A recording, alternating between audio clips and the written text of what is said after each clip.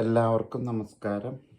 ഇത് ആദ്യമേ തന്നെ പറയട്ടെ, ഇതും കോൺഗ്രസ്സിലെ ലീഡേഴ്സിനോട് വേണ്ടിയിട്ടുള്ള പ്രത്യേകമായിട്ടുള്ളൊരു വീഡിയോ ആണ്. അതുകൊണ്ട് കോൺഗ്രസ് അനുഭാവികളായിട്ടുള്ളവർ മാത്രം കേൾക്കാൻ ഇടവരുത്താൻ. ബാക്കിയുള്ളവർക്ക് കോൺഗ്രസിനെ കുറിച്ചോ അല്ലെങ്കിൽ മറ്റു രാഷ്ട്രീയത്തെക്കുറിച്ചോ ഒക്കെ പഠിക്കണമെങ്കിലോ അറിയണമെങ്കിലോ ജനറലായിട്ടുള്ള കാര്യങ്ങളും പറയുന്നുണ്ട്, കേൾക്കുന്നതുകൊണ്ട് വിരോധമില്ല. പക്ഷേ എന്തെങ്കിലും ഒരു കമൻറ്റോ എന്തെങ്കിലും ഒരു സപ്പോർട്ടോ കോൺഗ്രസ് അനുഭാവികളിൽ നിന്നോ അല്ലെങ്കിൽ കോൺഗ്രസിൻ്റെ ലീഡേഴ്സിൽ നിന്നോ മാത്രം പ്രതീക്ഷിക്കണം. ഇനി ആദ്യം തന്നെ കാര്യത്തിലേക്ക് കടക്കാം. കഴിഞ്ഞ ദിവസം ഞാനൊരു ചെറിയ വീഡിയോ ചെയ്തിരുന്നു കോൺഗ്രസിനെ കുറിച്ച്. അടുത്ത അത് കേരളത്തിലെ കാര്യമല്ല, ജനറലായിട്ട് ഇന്ത്യൻ നാഷണൽ കോൺഗ്രസ് എന്ന് പറയുന്ന ഭാരതത്തിലെ അവസ്ഥയെക്കുറിച്ചാണ്. എത്രയോ വർഷങ്ങളായി, അതായത് 3-ാം ടേമും ഭരിക്കാനായിട്ട് മോദി അധികാരത്തിലെത്തി. എന്തുകൊണ്ട് കോൺഗ്രസ്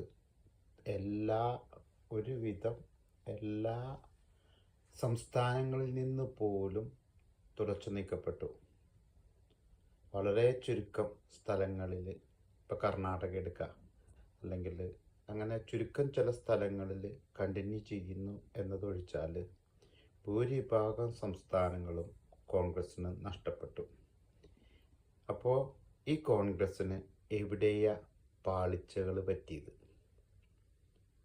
കോൺഗ്രസിൻ്റെ അഖിലേന്ത്യാ നേതൃത്വം മുഴുവൻ ചിന്തിക്കേണ്ടതാണ്. അഖിലേന്ത്യാ നേതൃത്വം മാത്രമല്ല, ഏറ്റവും താഴേക്കടിയിലുള്ള നേതാക്കൾ വരെ, അണികൾ വരെ ചിന്തിക്കേണ്ടതാണ്. എന്തുകൊണ്ട് ഈ ദുരവസ്ഥ വന്നു? ഒറ്റ കാരണമേ ഉള്ളൂ. അധികാരം കയ്യിലിരിക്കുന്ന സമയത്ത് മാക്സിമം കൈയിട്ട് വാരാനും സ്വയം നന്നാവാനും പാർട്ടിയേക്കാൾ വലുത് താനും തൻ്റെ കുടുംബവുമാണ് എന്ന അവസ്ഥയിൽ, അത് കഴിഞ്ഞാൽ തൻ്റെ അണികൾ, എൻ്റെ പിന്നിൽ നിൽക്കുന്നവർ എന്ന അവസ്ഥയിലേക്ക് കൊണ്ടുവന്നെത്തിച്ച ഒരുപാട് നേതാക്കളുടെ കൂട്ടായി മാറിയപ്പോഴാണ് കോൺഗ്രസ് ഇത്രയും ദയനീയാവസ്ഥയിലേക്ക് പോയത്. അതിനെ എതിർത്തുകൊണ്ട് അരവിന്ദ് കെജ്രിവാൾ അവിടെ ഉയർന്നു വരുമ്പോൾ നമ്മൾ തിരിച്ചറിയേണ്ടതായിരുന്നു കോൺഗ്രസിൻ്റെ ഭാവി എന്ത് എന്നുള്ളത്. അന്ന് അരവിന്ദ് കെജ്രിവാളിനെ BJPയുടെ രണ്ടാമത്തെ പാർട്ടിയാണ്, BJPയുടെ സപ്പോർട്ടിംഗ് ആണ് എന്നൊക്കെ പറഞ്ഞവർ ഇന്ന് BJP അയാളെ പിടിച്ച് ജയിലിലിട്ടപ്പോൾ എന്തു പറയണം? അതുപോലെ തന്നെ മമതാ ബാനർജി, ശരത് പവാർ, എത്രയോ നേതാക്കളെ, ഈ നേതാക്കളൊക്കെ നല്ലതാണ് എന്നൊന്നും ഞാൻ അവകാശപ്പെടുന്നുമില്ല. പക്ഷെ ജനസമ്മതിയുള്ള നേതാക്കളെ കോൺഗ്രസിൽ നിന്ന് അകറ്റുമ്പോൾ നമ്മൾ വളരെയധികം ശ്രദ്ധിക്കേണ്ടിയിരിക്കുന്നു. അതുമാത്രമല്ല, ഇനി അഥവാ അകന്നു പോയി കഴിഞ്ഞാൽ അടുത്ത സ്റ്റെപ്പ് എന്ത് ചെയ്യാൻ പറ്റും? ഓരോ സംസ്ഥാനത്തിനും അതാത് സംസ്ഥാനത്തിന് ചേരുന്ന രീതിയിൽ നയം രൂപീകരിക്കുക. അൾട്ടിമേറ്റായിട്ടുള്ള ഒറ്റ ലക്ഷ്യമുള്ളൂ, കോൺഗ്രസ് പ്രസ്ഥാനത്തിനെ ഉയർത്തിക്കൊണ്ടുവരിക. കോൺഗ്രസിൻ്റെ പാരമ്പര്യങ്ങൾക്കും കോൺഗ്രസിൻ്റെ ആദർശങ്ങൾക്കും എതിരായിട്ട് നിലകൊള്ളുന്ന ഈ മോദി സർക്കാരിനെ താഴെ ഇറക്കുക. ഇത്രയും ലക്ഷ്യങ്ങൾ വ്യക്തമായി മനസ്സിൽ കണ്ടുകൊണ്ട് അതിനനുസരിച്ച് ഓരോ സംസ്ഥാനത്തും നയം രൂപീകരിക്കുക. അങ്ങനെ രൂപീകരിക്കുമ്പോൾ ഒരു കാര്യം BJPയിൽ നിന്ന് പഠിക്കണം. BJP എവിടെയൊക്കെ കൂട്ടുകൂടിയിട്ടുണ്ടോ അവിടെയൊക്കെ കൂടെ കൂടിയവരെ വളർത്താൻ വേണ്ടിയിട്ടായിരുന്നില്ല, അവരെ നശിപ്പിക്കാനായിരുന്നു. നമ്മൾക്ക് കോൺഗ്രസിനെ സംബന്ധിച്ചിടത്തോളം അവരെ നശിപ്പിക്കണ്ട, ഒരിക്കലും അവരെ അവിടെ വലുതാക്കി കോൺഗ്രസിനെ ഇല്ലാതെയാക്കാനല്ല, ആ പഴയകാല പ്രതാപത്തിലേക്ക് കോൺഗ്രസിനെ ആ സംസ്ഥാനത്ത് ഉയർത്തിക്കൊണ്ടുവരാനായിട്ട് ഉള്ള രീതിയിൽ അധികാരത്തിനും സമ്പത്തിനും പിന്നാലെ പോകുന്ന നേതാക്കളെ മാറ്റി നിർത്തിക്കൊണ്ട് പുതിയ തലമുറയെ കണ്ടെത്തി ഓരോ സംസ്ഥാനങ്ങളിലും തുടക്കം മുതൽ അതിന് പരിശ്രമിച്ചാൽ അടുത്ത ഇനിയൊരു 4 വർഷം കഴിഞ്ഞിട്ടാണ് അടുത്ത ഒരു എലക്ഷൻ ഉണ്ടാവാൻ പോണേ. അതിന് നമുക്ക് ഈ മോദി സർക്കാരിനെ താഴെ ഇറക്കാൻ കഴിയണം. അതിനാദ്യം തന്നെ വേണ്ടത് രാഹുൽ ഗാന്ധി ബി ജെ പിയുടെ ഇന്ത്യൻ നാഷണൽ കോൺഗ്രസിൻ്റെ ലീഡറായിട്ടിരിക്കണമെന്ന് പറയുക മാത്രമല്ല എല്ലാവിധ കാര്യങ്ങളിലും ഇടപെടുകയും. എന്നാൽ യഥാർത്ഥത്തിൽ നാഷണൽ കോൺഗ്രസിൻ്റെ പ്രസിഡന്റ് മറ്റൊരാളായിരിക്കുകയും ചെയ്യുന്ന അവസ്ഥ മാറിയിട്ട് രാഹുൽ ഗാന്ധിക്ക് താല്പര്യമുണ്ട് എങ്കിൽ രാഹുൽ ഗാന്ധി അധികാര സ്ഥാനത്ത് കയറി വരാം, എന്നിട്ട് അതിന് ലീഡർഷിപ്പ് ചെയ്യുക. ഇല്ല എങ്കിൽ ഞാൻ കഴിഞ്ഞ പ്രാവശ്യം പ്രത്യേകിച്ചും ഞാൻ പല പ്രാവശ്യം പറഞ്ഞിരുന്നു, ശശി തരൂരിനെ പോലെയോ അങ്ങനെയുള്ള ഏതെങ്കിലും അഴിമതി രഹിതമായിട്ടുള്ള വിദ്യാഭ്യാസപരമായിട്ടുള്ള കഴിവുകളുള്ള ഏതെങ്കിലും നേതാക്കളെ ഉയർത്തിക്കാട്ടി അവരെ പ്രധാനമന്ത്രിയാക്കാനായിട്ട് കോൺഗ്രസ് ശ്രമിച്ചാൽ അതിനെ സപ്പോർട്ട് ചെയ്യാൻ ഈ പറയുന്ന മമതയും അല്ലെങ്കിൽ കെജ്രിവാളും ഒക്കെ തയ്യാറാവും. അവർ വിചാരിക്കും, ഇത് ഞാൻ ഇതിനു മുമ്പ് ഒരു പ്രാവശ്യം പറഞ്ഞതാണ്, കോൺഗ്രസിൻ്റെ ഇപ്പോൾ അവനുള്ള അവന് ഇത്രയും പ്രായമായി, അവന് അടുത്തത് എൻ്റെ ചാൻസ് ആയിരിക്കും, അതുകൊണ്ട് ഇപ്പം ഇവനെ സപ്പോർട്ട് ചെയ്യുക, നമുക്ക് കയറിപ്പോവാം, കയറി എത്തിയതിന് ശേഷം വേണമെങ്കിൽ വലിച്ച് താഴെയിടാം, തൽക്കാലം ഇവൻ നിൽക്കട്ടെ തീരുമാനിക്കാവുന്ന അവസ്ഥ വരും. അത് കളം കണ്ടറിഞ്ഞ് കളിക്കാവുന്ന നല്ല നേതൃത്വ ഗുണമുള്ള, ഒരിക്കലും കൈയിട്ട് വാരാത്ത നല്ല സ്വഭാവമുള്ളവരെ മാത്രം മുന്നിലേക്ക് എടുത്തുയർത്തി കാണിച്ചിട്ട് അങ്ങനെ ഒന്ന് മുന്നേറിയാൽ, ഇപ്പോഴേ പരിശ്രമിച്ചാൽ ഇനിയും കോൺഗ്രസ്സിന് ഉയർത്തു വരാവുന്നതേ ഉള്ളൂ. ഏതൊരു സംസ്ഥാനങ്ങളിൽ എലക്ഷൻ വരുന്നതിന് അറ്റ്ലീസ്റ്റ് 2 വർഷം മുമ്പേ തുടങ്ങിയെങ്കിലും അവിടെ പ്രവർത്തനങ്ങൾ തുടങ്ങാം. 1 വർഷക്കാലം ഏറ്റവും താഴേക്ക് ബൂത്ത് തലത്തിൽ തുടങ്ങി പാർട്ടി അണികളെ സംഘടിപ്പിക്കുക, വ്യക്തമായിട്ടുള്ള കോർഡിനേഷൻ ഉണ്ടാവാം.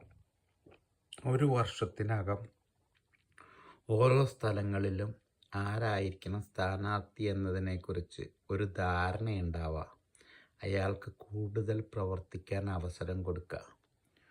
ഒരു 6 മാസത്തിന് മുമ്പെങ്കിലും അത് ഏകദേശ പ്രഖ്യാപനമായിട്ട് നിൽക്കാവുന്നത്. അത്രയും സമയം കൊണ്ടും ഇയാൾക്ക് പറ്റുന്നില്ല, അതിനേക്കാൾ നല്ലത് മറ്റൊരാളാണ് എന്ന് തോന്നുന്നെങ്കിൽ മാറ്റി ഒരു 6 മാസത്തിന് മുമ്പേ തന്നെ അവിടുത്തെ കാൻഡിഡേറ്റും അവിടുത്തെ കാര്യങ്ങൾക്കും തീരുമാനമാവാം.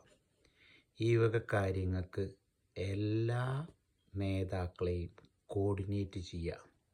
അവിടെ ഇവിടെ നിന്ന് വെറുവായത്തം വിളിച്ചു പറയുന്നവരെ നിലയ്ക്ക് നിർത്താൻ കഴിയുക. അത് ആദ്യത്തിൽ സംസാരിച്ചു വിളിച്ചു പറയുക, ഇതല്ല ശരിയായിട്ടുള്ളത്, ഇന്ന രീതിയാണ്, നിങ്ങൾക്ക് എന്തെങ്കിലും ബുദ്ധിമുട്ടുണ്ട് എങ്കിൽ അവ എങ്ങനെ പരിഹരിക്കാം എന്നുള്ളത് ചർച്ച ചെയ്ത് ഈ അനാവശ്യമായിട്ടുള്ള ഒച്ചപ്പാടുകൾ ഒഴിവാക്കുക. അതിൻ്റെ കൂട്ടത്തിൽ ഇതിൻ്റെയൊക്കെ ഏറ്റവും മുകളിലായിട്ട് കോൺഗ്രസ് BJPയിൽ നിന്ന് കണ്ടുപിടിക്കേണ്ട കുറേ പാഠങ്ങളുണ്ട്.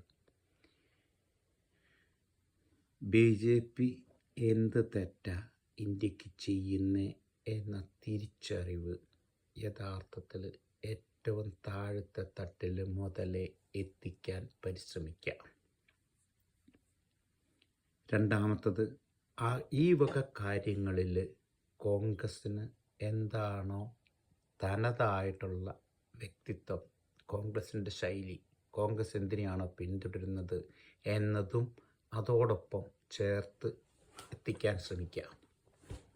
അറ്റ്ലീസ്റ്റ് കോൺഗ്രസിൻ്റെ പ്രവർത്തകരിലേക്കെങ്കിലും ആദ്യത്തിൽ. രണ്ടാമത്തത്, അഴിമതിയും സ്വജനപക്ഷപാതവും താൻ പോരിമയും ഒക്കെ ആയിട്ട് നടക്കുന്ന നേതാക്കളെ മുഴുവൻ നിലയ്ക്ക് നിർത്താനായിട്ട് പരിശ്രമിക്കുക. മൂന്നാമത്തത്, ഇങ്ങനെയൊക്കെ പരിശ്രമത്തിൻ്റെ ഇടയിൽ പലയിടത്തും ആദ്യത്തിലൊക്കെ ചെറിയ വീഴ്ചയുണ്ടാവും. ഒന്നോ രണ്ടോ ഒരു പിച്ചു കുഞ്ഞ് നടക്കാൻ പഠിക്കുന്നത് പോലെ ഏറ്റവും താഴത്ത് നിന്ന് ഇനി തുടങ്ങേണ്ടിയിരിക്കുന്നു കോൺഗ്രസ്. കുറേശ്ശെ പിച്ച വെച്ച് നടക്കുമ്പോൾ പല പ്രാവശ്യം വീഴുന്നതിൽ നിന്ന് ശക്തി സംഭരിച്ച് വീണ്ടും ഉയർന്ന് ഉഷാറോടെ നടന്ന് ഉയരങ്ങളിലേക്ക് എത്താൻ കഴിയും എന്ന വിശ്വാസത്തിൽ കോൺഗ്രസ് മുന്നേറാം. ഇത് ഒരു കോൺഗ്രസ് അനുഭാവി എന്ന് മാത്രമേ ഉള്ളൂ. ഞാൻ അങ്ങനെ ഒരു കോൺഗ്രസ്സുകാരൻ മാത്രമായിട്ടുള്ള ആളൊന്നുമല്ല.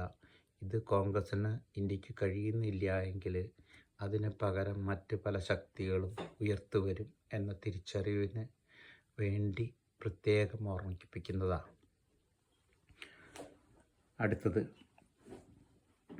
BJP പിന്തുടരുന്ന പല നയങ്ങളെയും എങ്ങനെ ജനം ഏറ്റെടുക്കണം, അത് ജനത്തിൻ്റെ മുമ്പിൽ അവയെ അവതരിപ്പിച്ച് അതിലേക്ക് മാറ്റാൻ കഴിയുന്നു.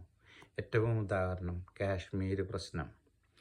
കുറച്ച് കാലമൊക്കെ കൊണ്ട് നടന്നു, അതിന് സ്പെഷ്യൽ പദവിയൊക്കെ കൊടുത്തു. എന്നിട്ടും അവിടെ മാറ്റപ്പെടുന്നില്ല എന്ന് കാണുമ്പോൾ അതിനെ മാറ്റി അതിനെ സാധാരണ നിലയിലേക്ക് കൊണ്ടുവരാനായിട്ട് BJP എടുത്ത അതേ തന്ത്രം കോൺഗ്രസ്സിന് എന്തുകൊണ്ട് നേരത്തെ എടുക്കാൻ കഴിഞ്ഞില്ല? BJP എടുത്ത അത് 100% ശരിയായിരുന്നു. അത് കോൺഗ്രസ് നേരത്തെ എടുക്കേണ്ടതായിരുന്നു. രണ്ടാമത്തത്, ഏകീകൃത സിവിൽ കോഡ്.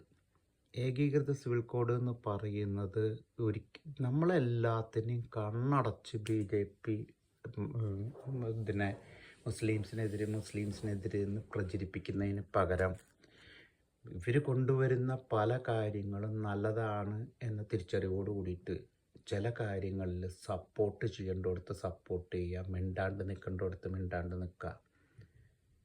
ഒരു രാജ്യത്ത് ഭരിക്കുമ്പോൾ എല്ലാവരും ഒരേ നിയമത്തിന് കീഴിലാവേണ്ടത് അത്യാവശ്യമാണ്.